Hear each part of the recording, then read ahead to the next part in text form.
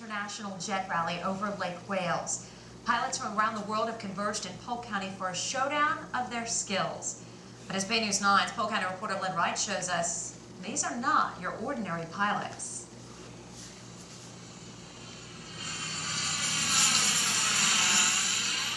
It's a deafening high-speed dash across the sky. It took many years for the pilot of this jet to learn the skills needed to fly the high-tech machinery. He's even crashed 10 times. Of course, Dave Carter wasn't actually in the plane. I've been flying model airplanes for about 40 years and jets for about the last 10 years.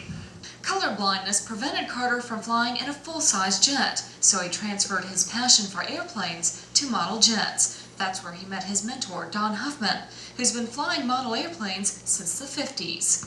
They had me in a magazine here 4 or 5 years ago as the oldest jet pilot in the world. So that's 4 or 5 years ago. So, and I'm still around. Right. Carter is hoping to live up to that title as well. When I grow up, I want to be just like him.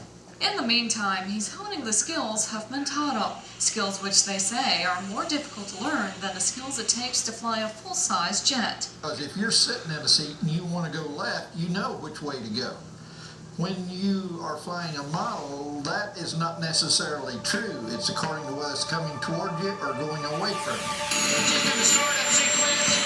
But the difficulty in flying is part of what's fun for them.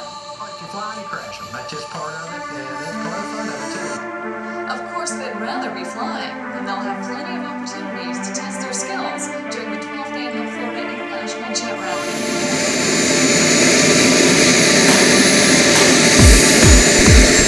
Ladies and gentlemen, girls and boys, jet pilots alike, you're about to witness greatness, the most incredible, the baddest, the fastest flying, the most fearless motherfucker on the planet. Two dogs fucking, he has only one weakness. He wants to be just like Don when he grows up.